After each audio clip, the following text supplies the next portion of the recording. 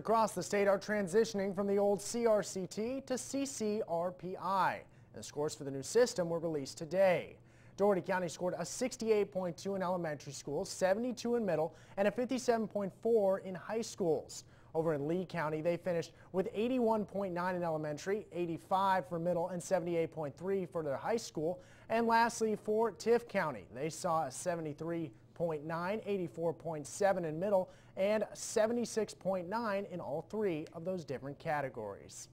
And for some of you, those scores may not be looking so good. But after diving into this stack of papers, and I'll tell you, it was quite the ambitious effort, the numbers may not be an accurate reflection of the system.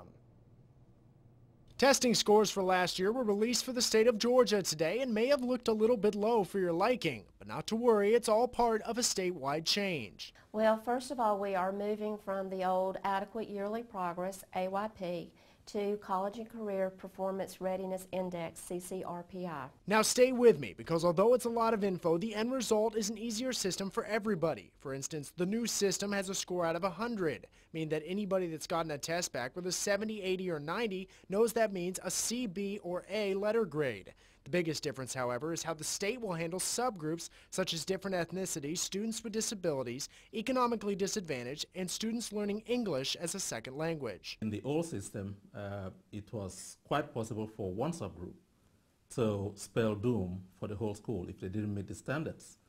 In the new system, there's a broad range of, category that's been looked at, and it's a little bit more difficult for just one subgroup to make the whole school look bad. Those categories read out like this: achievement points, which is broken down into content mastery, working world readiness, and graduation rate; progress points, which deals with a student's growth model; and achievement points, which shows the difference between those subgroups we mentioned earlier.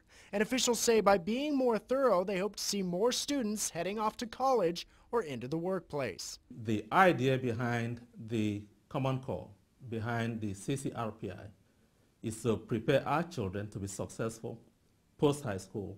Officials say the numbers you saw today looked low because students weren't taught the new curriculum at the time, a change they're making for the upcoming school year.